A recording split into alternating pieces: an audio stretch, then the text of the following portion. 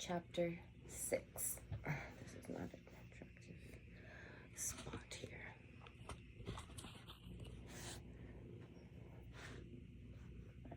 That's okay.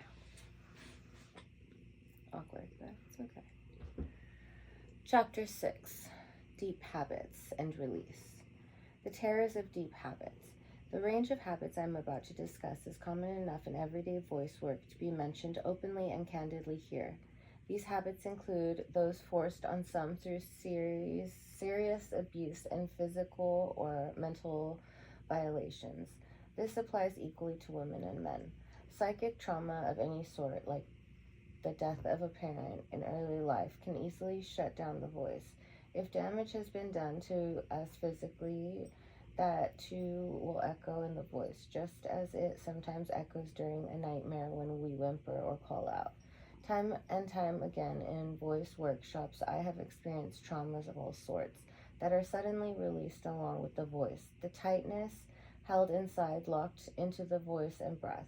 If the breath is affected and altered by even a quiver of emotion, the remembrance of a sad or funny event, a slight shock like a near miss in a car, a gasp of recognition when we suddenly meet an old friend, as it always is, then it must flow that more powerful violations of grieving, which are not immediately purged, will penetrate deep into the breathing mechanisms and lodge there like parasites, feeding off the breath until eradicated. Open discussions of some emotions in our society are still considered either taboo or just in bad taste. Death, incest, domestic violence, battering, sexual deviance, crime, and guilt of every kind. By keeping silent at key moments of our life, we lay the sort of unexploited mines that will tick away just waiting to be triggered. That trigger can easily be squeezed if we are encouraged if we are encouraged to breathe deeply or voice fully at an advanced stage of voice work. The voice teacher is in the front line of action in these instances and can receive both the impact and implosion of the sudden release. I never encourage a teacher to trespass into the lives of students, but I would be naive and less than truthful if I said I have not been hit by various bits of emotional shrapnel during these episodes. As a teacher, I often have no idea what just happened to someone outside the classroom. They have just witnessed a road accident. Has their flat been burglared? Has there been a death in the family? Have they just been mugged? Had a row with a lover, a friend, another teacher, or a parent? All and any of that happens quite regularly. But breathe deeply after any one of these kinds of traumatic events, and the result is something I liken to a sort of delayed vocal shock. I never force any student to perform an exercise that will make them panic or surrender emotional control. It has to be someone's choice to go into that direction and when they feel ready. There are breath and voice exercises that I can guarantee will have 18 out of 25 students in tears within 5 minutes. Voice work can be that powerful. Getting down to the deepest breath is sometimes a bit like a diver going beneath the ocean in one of those old-fashioned deep-sea diving bells where you are suddenly sensitive to the enormous sea pressure pressing against the walls. I never use these exercises unless I'm sure of their purpose and when there is a high level of safety and familiarity in the group or trust within an individual. Usually this kind of work is done for professional voice students in advanced stages of training. A professional speaker who simply must develop deep relaxing breath capacity in order to meet rigorous vocal demands must head eventually in this direction, taking the voyage down past the rib cage and into the abdominal area, the one place that normally remains sealed off. But let me explain what happens during these experiences so that you will understand why it relates to habits and our rights as speakers. Habits in the breath and voice, many of which I have already described, can be either superficial or chronic. They can also create themselves as a means of blocking the memory of a painful and intimate horror. When that block is gradually eroded through proper relaxation, breath, and voice work, then memories long encased will inevitably spring forth. Suddenly, a crucial event is relived, rage and pain replayed, or even felt of the very first time. This kind of emotional outpouring happens too often and too regularly to be ignored. Each time encounters of the sort I will mention were disclosed, I was working solely on breath. In each case, the person was someone locking the breath in the lower abdominal area, and we were in the process of releasing it. On numerous teachings occasions over the years, people have spoken about various kinds of sexual abuse as youths and adults, or instances of childhood rape. On most of these occasions, I was the first person to hear about the abuse and witness it through a vivid reconstruction by the victim. All of these voice cases were evenly divided between females and males, younger and older persons of different classes. The vast majority were successful in their careers already or aspiring to be best in their profession. So none had any reason to show inhibition or restraint or to be secretive in any previous phase of work. In other words, there was no crying wolf involved.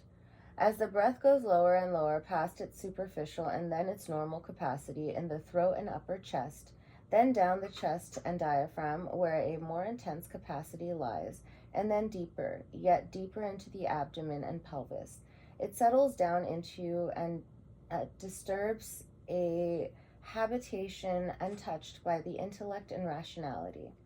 When it does hit bottom, it sometimes dislodges a vital clue to our being, the secret life down under the deepest of breaths. I was 6. I was walking across the heath from school. A man was following me. My uncle used to take me sailing when I was 7. He made me. When my mother was ill, my father would come to my room.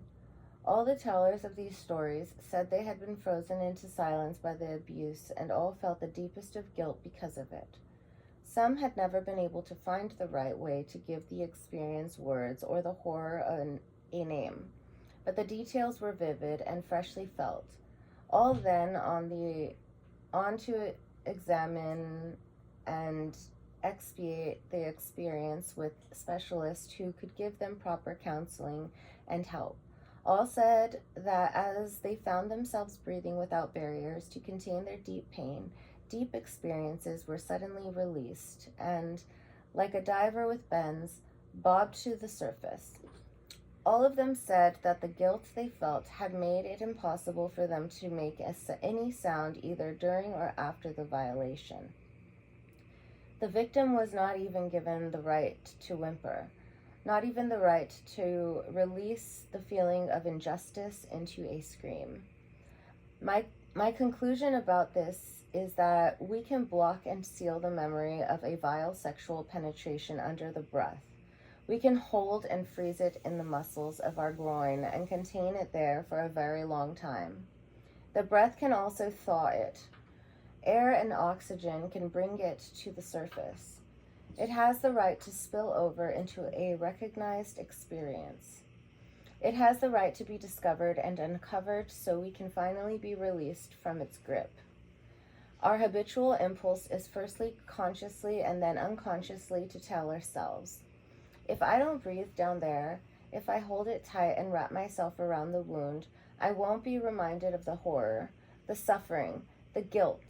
But experiences like this are an inevitable aspect of deep voice work. At some point in the life of a professional voice user, deep breathing has to be on the agenda. After this kind of release, some people reckon that they had always been looking for a reason to breathe down there. The terrors of the deep had been broached and exercised. I have found this same holding pattern in women who have been raped.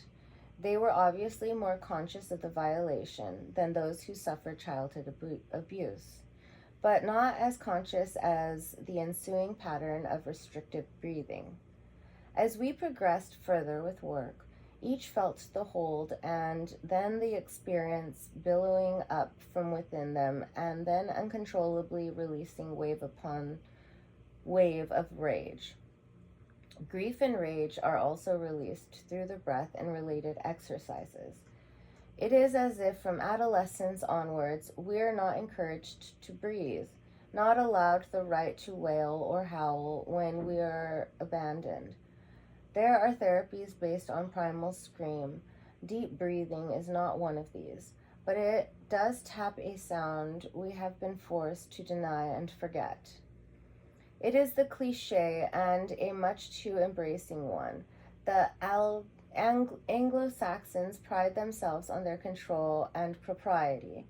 The display of grief is neither proper nor adult. As we colonized the world, that control gave us a sense of superiority and maturity over races more emotionally open than our own. A demonstration of grief, however, is cathartic and not in the least disgraceful. I remember some years ago seeing a Portuguese farmer wail and wail at the loss of his child. He was beating himself and releasing strains of the freest sounds possible. Every cell of his body seemed committed to the sound. I felt a mixture of embarrassment and envy that he was allowed to mourn, embarrassment that I had not seen conditioned to accept or experience this depth of public emotion myself. 3 days later, I met him working in an orchard. He was obviously still in pain, but seemed lighter and not so burdened by the grief. There he was at work again, not denying the pain, but working and living alongside it. He had taken his human right to feel and express the deepest sorrow. If we deny grief as it is happening, we open ourselves to a habit that can fester for years to come. By not releasing it when we should, we endow it with power that can deaden and overwhelm us. While doing so, deep breathing exercises, I found myself purging the death of Nana, my dearly loved grandmother, 19 years after her death.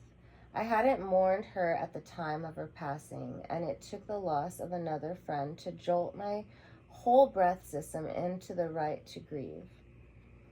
In the past 10 years, science has discovered much about the brain and its structures. In 2003, I was given a lecture to a group that included neurologists and neuroscientists. My usual phrase when describing my perceived connection to clarity of thought and emotion released with a deep breath was this. I would put my hand on my lower abdominal muscles and say, I cannot anatomically prove that this is where we get vocal power from, and I strongly suspect that this is where we feel and think from. After my lecture, I was surrounded by scientists who said, you don't have to say, I strongly suspect. It's been proved. We know that as you breathe low into your body parts of the brain light up. The connection has been proved. Loss becomes more insidious and infiltrates on a deeper level when society decides that grief is only appropriate for some and not others. We all recognize national days of mourning, but what about the lesser examples? The legal spouse, but not the lover, gets the right to grieve when a husband or wife dies. The death of a favorite pet is often mocked and not taken seriously. The embarrassment that gays are greeted with when a partner leaves, becomes debilitating, or dies from AIDS. Some form of grief fall outside the perimeters of what is socially acceptable and make it harder to vocalize the deepest feelings. Families have a priority on grief above friends. Sometimes grief has to remain secret and go underground. At some stage, though, it is sure to haunt us. Linked with the denial of grief, the lump in the throat. It is the habit of pushing down the voice. In order to block pain and contain it, the voice feels literally clumped in the throat like a mass, which neither swallow nor expel. Expression is obscured. We want to cry out, but stop the sound in the process and deny ourselves the right. Most of us have felt the clamp at funerals and even at sentimental movies. The jaw tightens and the throat constricts. The breath shortens, the lips quiver, the shoulders brace. I once taught a student who had incredible tension in the jaw, throat, and high breath. No exercise could shift the physical habits. Everything failed, even though he seemed so willing to try. Then one day, in a text class concentrating on classical Greek drama, came a breakthrough. Sometimes in the text,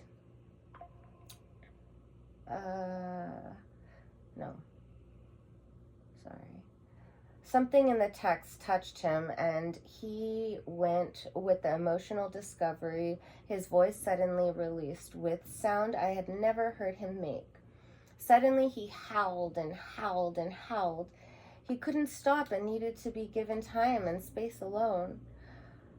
I and the rest of the class discreetly left him, and some hours later he came to find me to apologize. Not that he needed to. He had lost both his parents within 6 months when he was 16, being the eldest child. He had to remain firm and cope with the grief of his brothers and sisters. He had never been given the right to mourn, but had settled into a steely state of restraint. Still, he felt an apology was in order. From that moment of unexpected release, his voice never looked back. It got stronger and stronger, never again exhibiting any vocal tension. All of it was released in that one session. This is a good instance where work on a text can be keenly related to releasing a long-held habit. For this particular young man, the Greeks' notion of catharsis or purgation became a key factor in his voice process. Surely one of the uses of ritual is to provide an outlet for overwrought feelings. All surviving forms of rituals that one can still study involve some form of breath work and physical vocal release. Chanting, humming, singing, dancing, keening, and moving in processions are all expressions of the breath pattern that the ritual imparts. Sometimes it's slow at the start. Then it becomes agitated with the advances crescendo. The mood of a ritual strikes the vocal tone. The group aspect of ritual, the mutual support of many voices and many breaths, gives safety and support to the expression. You can still experience this at football matches if you are all part of the same group of supporters. Many societies, in my view, have sensibly and seriously held on to many forms of ritual and encourage active participation. The Irish wake is a simple example. Theater is at best a ritual that purges audience. When theater does touch its ritual roots, actors will speak of the audience as being at one with them, sharing the same breath. However, most white Anglo-Saxon rituals have become clinical, dead and boring. Perhaps when the modern age began to question whether God was dead, a spark of breath was extinguished from our lives. Rituals are about the right to fiery beliefs, whether they are pagan or deeply religious ones, and they open the vocal instrument in astounding ways. The severe forms of denial I have been speaking about are a result of great physical abuse and violation and unexpurgent grief. These can be so potent and dramatic that it is something hard to grieve, credence to lesser examples of the same habit-forming experiences. Children and young adults who are relentlessly mocked, teased, mimicked, and ridiculed by parents, teachers, friends, or partners may not have been beaten with sticks and stones, but words do hurt them. The process of closing off is slower, but often it becomes more insidious. No one route to the vocal problem can be traced, but the gradual erosion of self-worth, sometimes amounting to the little more than legalized abuse or a greater degree verbal rape, has a way of settling into the voice. Any criticism that threatens and attacks our essential being or upsets our balance is potentially lethal. Sometimes the result is as dramatic as leading to full silence. More generally, it results in hesitancy, a distrust of ever being open and fully declarative, a restoring to sarcasm and snideness as a defense, a general sealing off from the openness of language and voice. If the comments are stilled and torturous enough, the victim begins to believe them and adopts such a low self-esteem that breathing or speaking is a right easily abdicated.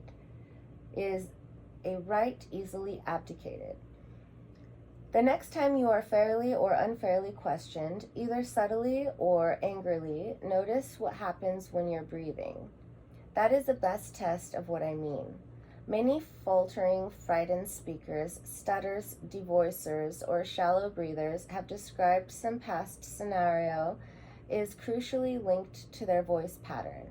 The child who is continually mocked or teased by an overbearing parent, the parent whose sentences are always completed by the others, the daughter not actually being touched by the father, but subjected to physical comments, the wife or husband put down or belittled by the spouse, the teacher who victimizes a particular pupil, the academic or executive who lords it over the less well-educated or less skilled underlining.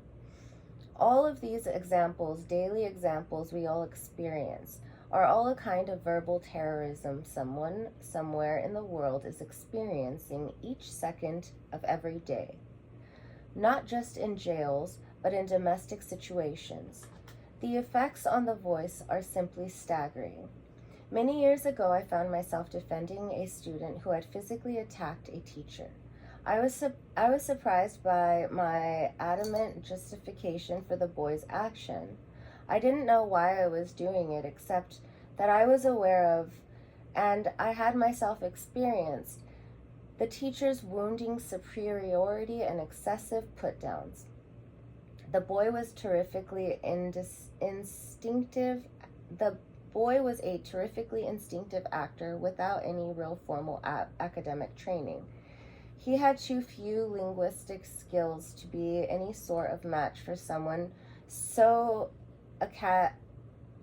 academically superior as this teacher. I knew he had been under continual assault and might break as a result. The boy was found at fault and made to leave the school. The teacher still teaches. I moved on from that school, no doubt thought of as someone who condones student violence and so-called student rights. So make no mistake, words can break bones and hearts and minds. The voice, especially a quiet, reasonable voice, has the capacity to infiltrate and shatter us.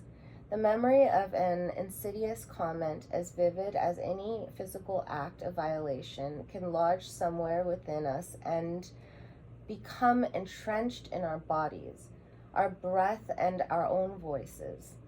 It becomes an echo in our communication, reverberating in the way we speak, possibly forever. Not surprisingly, many voice teachers have reported a sharp increase in clients who have become made redundant from powerful jobs or a failing interview after interview in a quest for a new position. They are not showing their best, they say, because their voice fails them. A long, uncertain period of unemployment leaves them cut off from using their words in ways they know how. Sometimes their fear makes them sound exhausted, lackluster, defeated, or simply listless. Their self-worth has been damaged so dramatically that their usual vocal confidence gradually ebbs away in different proportion to the length of unemployment. Suddenly, a once powerful and confident speaker now devoices or hesitates. We can all understand this process, and many have experienced it ourselves. As a barometer of life's pressure, the voice is unfailingly accurate. On the other hand, many frightened or unsure speakers choose to compensate for perceived inadequacies or lack of qualities by speaking with a push to bluff their way through a situation. Unlike reticent and uncertain speakers, they fail interviews for being too assertive, for coming on too strong, for being too loud and too declamatory.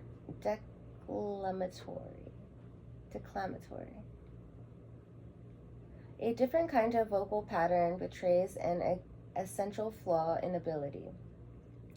Many actors describe this kind of desperation when they attend auditions after periods of lengthy unemployment. They try too hard to feign confidence and lose control vocally. Have sat on many audition panels, and having interviewed many candidates for work, I can say that a loud bluff is as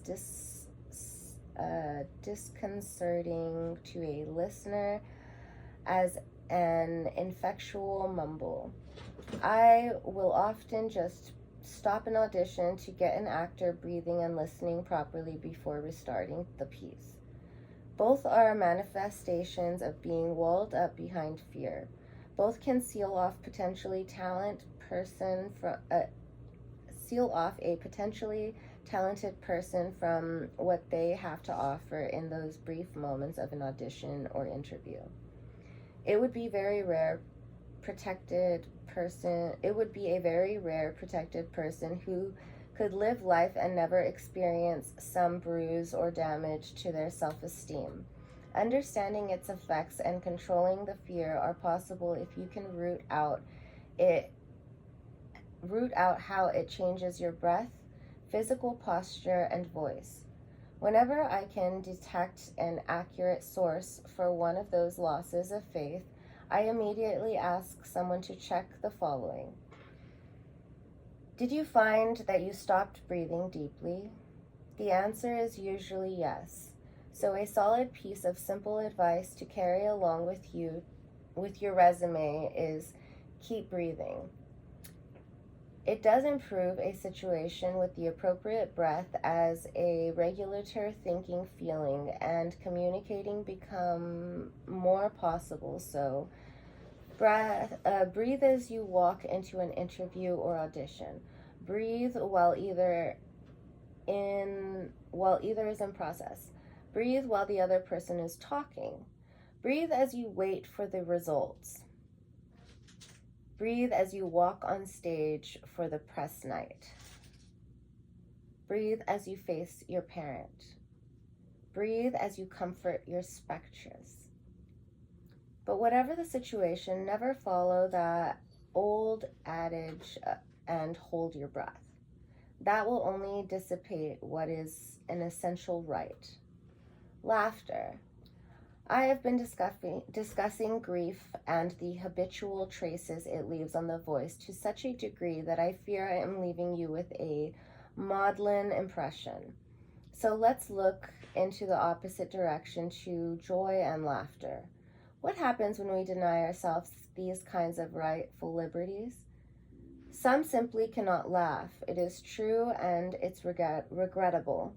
Laughter is one of society's most acceptable forms of emotional release. Yet not all forms of laughter we hear are expressions of delight and triumph over mortality. Analyze a day's collection of laughs, and you'll probably notice the agreements behind the grin. Laughter often hides more bitter feelings. For instance, we mock through laughter, hide shame and embarrassment beneath self-mocking laughter. We develop the nervous laugh, the sarcastic laugh, the secret laugh, the laugh that conveys a sneer or leer. Sometimes, instead of being openly aggressive, a laugh can either disarm or be more deadly put down of an opponent. A distressing laugh is the one that is circumspect or hollow. The watchdog's voice that bayed the whispering wind, and the loud laugh that spoke the vacant mind is how Oliver Goldsmith put it. Laughter accompanies barbs, called wit or irony, and it is very hard to defend ourselves against. If we do try, we are parried with, where's your sense of humor? Where's your sense of humor? It's all in fun. Don't let it bother you, but it is usually too much in fun, and it does bother us. Laughter can be superior. It bothers our voice. Laughter can bond groups and exclude others. The in-joke or expression can be a very exclusive verbal domain. Giggling and tittering can be an initiation into an exclusive group with its own likes and dislikes and forms of exclusion. Those of us on the outer side are typically bemused and uncertain about what to say when confronted with this sort of laughter. What is it saying? What is it disguising? How do we counter it in our own words? One of the happiest things we can do in life is to laugh along with others without having any hidden agendas. Laughing for the sake of pure joy without any intention to mock or sting. When we find people with whom we can laugh in this very way, we cherish them and are reluctant to let them go. What we usually notice is what liberal rights they take within the voice. The happiest voice I know are also the freest. They reach that same level of openness and release expressed through deep grieving. Laughter can border on grief. It can serve as a welcome safety valve that releases pent-up emotions. We typically laugh after we cry, the cleansing tears of one emotion watering the other. A dear friend of mine who passed away arranged his own funeral. He prepared it with wit and flamboyance to capture more joy than grief.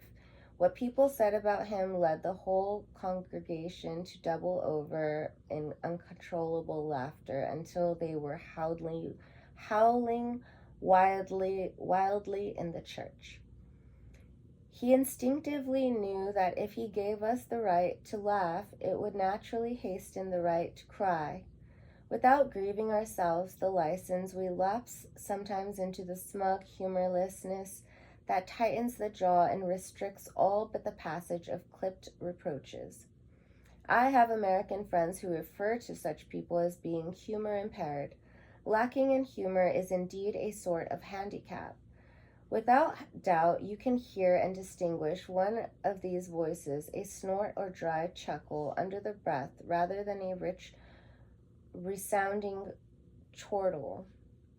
A laughter as thin as creased lips. This sort of humorlessness exhibits all the vocal denial that we find above in the grief-impaired voice.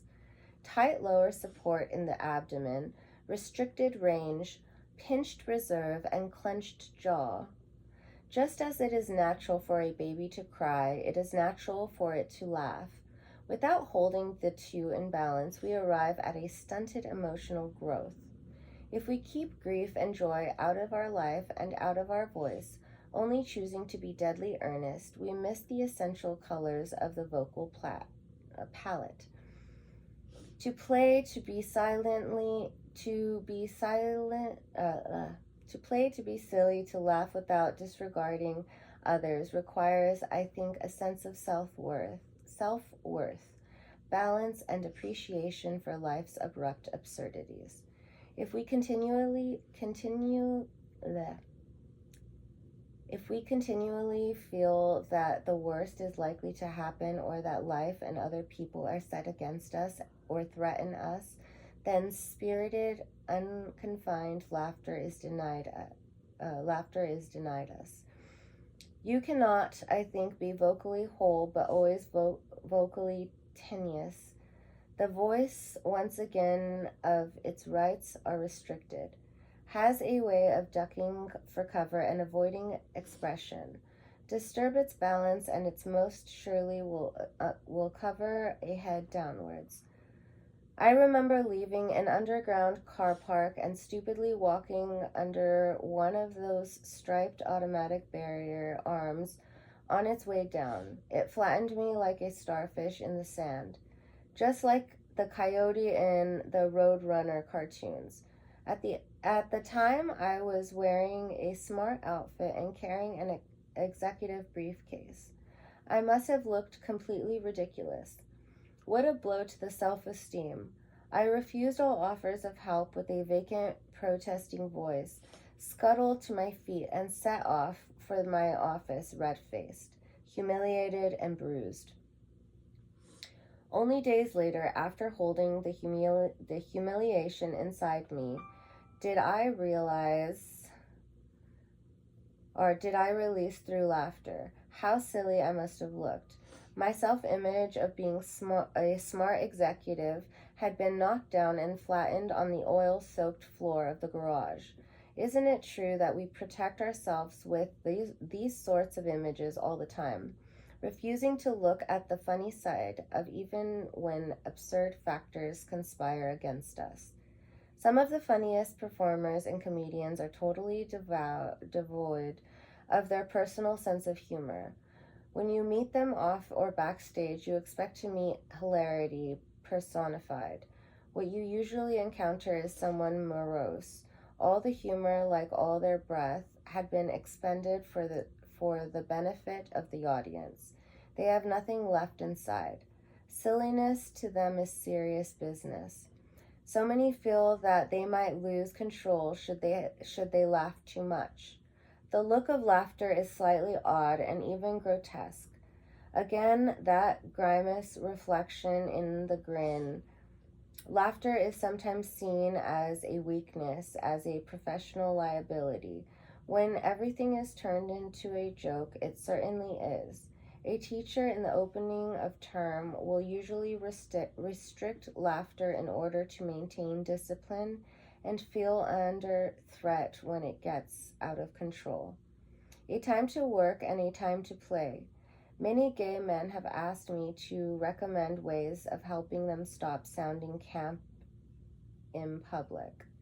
We all respond with a snickering humor to a camp voice, but until the speaker comes to terms with the humorous and parodistic side of that speaking style, their voice and delivery will always carry that label. Hostility to homosexuals usually starts with hostility to their voice. The same is true with any social group that speaks up and speaks freely. Historically, gay people have had to survive a brutal onslaught of comments as a means of saving face and self-esteem. Some let an attacking humor enter their voices as a counter voice and as a way of distinguishing themselves as being gay. They laugh at themselves before they can be mocked. All these vocal attitudes towards humor intrigue me personally because I think I was 27 before I suddenly realized I had a capacity for humor, but had been denying it and suppressing it in my voice. I was repeatedly told by my family and school friends that I lacked a sense of humor. I believed them. I was serious. I fell into that judgment. My voice became controlled, terribly self-important, and sounded arrogant. People relied on me for help, personally and professionally. So I became adept at a good discussion, but wasn't what you would call a barrel of laughs to be around. With this kind of voice, I felt my options were worthy and carried weight. I acted in a tolerant manner, but sounded like an intellectual snob. My voice said it all. I was the perfect specimen of someone humor impaired. Several events happened that shifted these habits. I found I could make my students laugh, not at me, but with me. I began to lose some of that superior control over my life and actually shrug off responsibilities in ways that are necessary for the sake of release. I began to see my silly side. In other words, I began to laugh the kind of laugh that is a great restorative. Just as there might be a howl waiting to be released, a resentment waiting to explode, there is a laugh waiting to jostle and settle our whole body and being back into proper working order. Once I experienced that realization for myself and began to see how hooked I was on the habit of being too serious, I noticed my voice changing dramatically. I still get trapped in the serious middle range, but I find that taking the right to express humor will spring it to a higher, more expressive range. When I speak how I experience a new vocal flexibility, a tremendous ease that I don't think was there before. Deep support and breath work will often get non-laughers laughing uncontrollably. Laughing and crying involves the same physical activity. The techniques taught for natural crying are close to that and laughing. Each cry and laugh differ, but both are activated by the same means.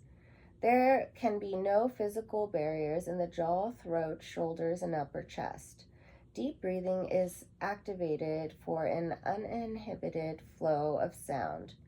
There is no glottal attack or constriction in the throat, no devoicing or swallowing a sound. Significantly, a good laugh or cry shakes us like an aerobic exercise, loosens us so that we get the full benefit of this effect. When a mime artist mimes, he or she exaggerates the physical activity as a replacement for actual sound. In instance of the action speaking louder than the sound itself, we too are trying to achieve the effect of laughing until our side aches.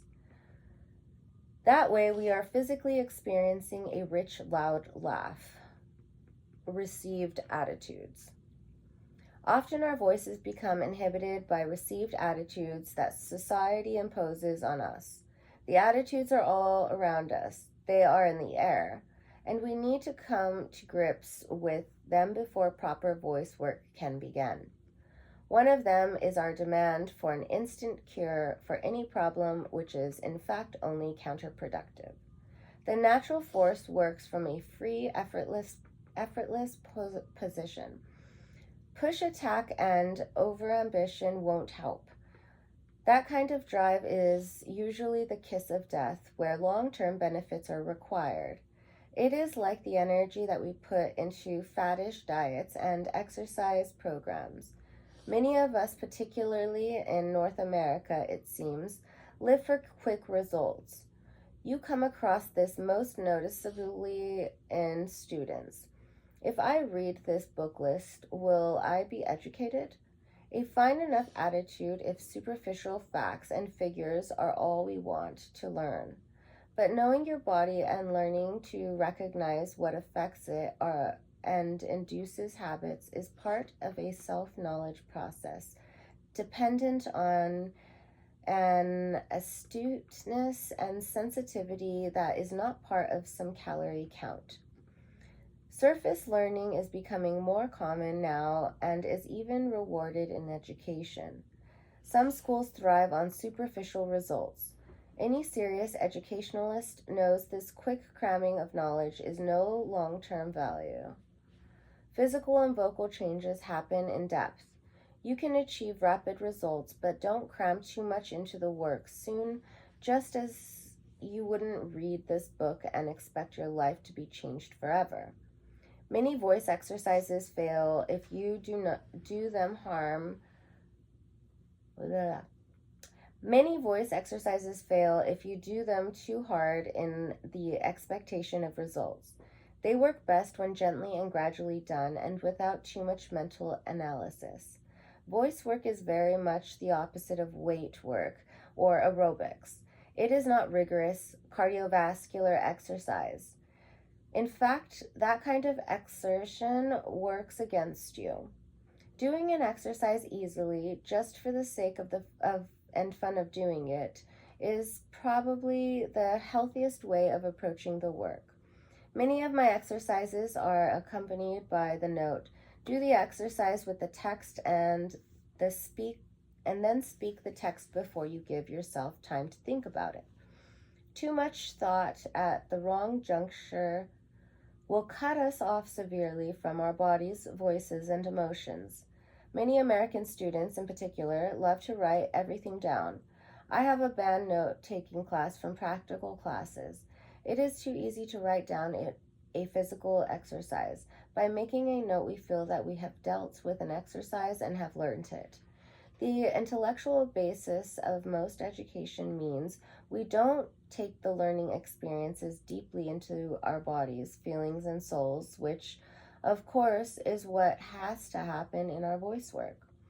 To free the voice means we might have to alter some of these received notions about how we learn. Voice knowledge, I think, is felt in the breath rather than the brain. The body seems more adaptable and flexible than we give it credit for being.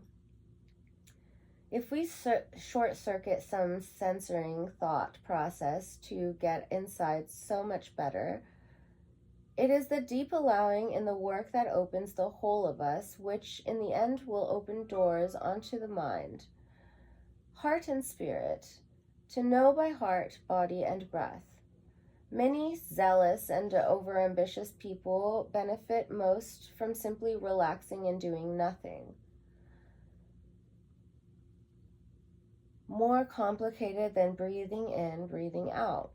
If you are anxious about meditating or something during this simple exercise, then meditate on the breath.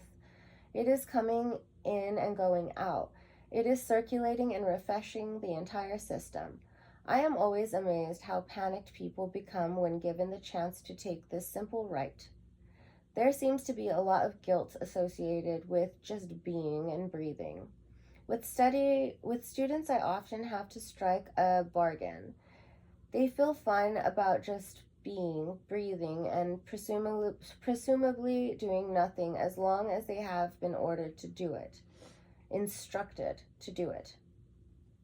I have even received panicked telephone calls from performers and speakers backstage asking me to tell them how to relax.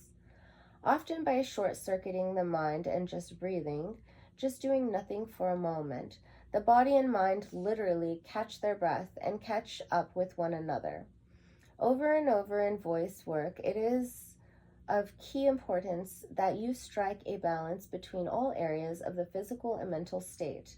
The overambitious speaker, once he or she has entered voice training in earnest, will always exhibit any one of the following habits: tight shoulders, head jutting forwards, a higher breath that is more rapid, a snatched, pushed delivery, overemphasis, speaking too fast, not listening, cutting into others' conversations, impatience, etc. In short, working too hard and too quickly to achieve a result. You cannot please a teacher in this sort of work. I am doing this exercise right, and I am doing it well. You have to do it for yourself. How does that make me feel now? By learning to monitor ourselves, we take responsibility for our voices just as we should any life skill or knowledge. Along with panic, I sometimes see confusion in many students' eyes when I ask them to assess their own voices and progress. That's for you to tell me. They seem to be saying no. You have the right to judge yourself. You have the right to use your own self-approval and to be fully satisfied. The right to sound attitude.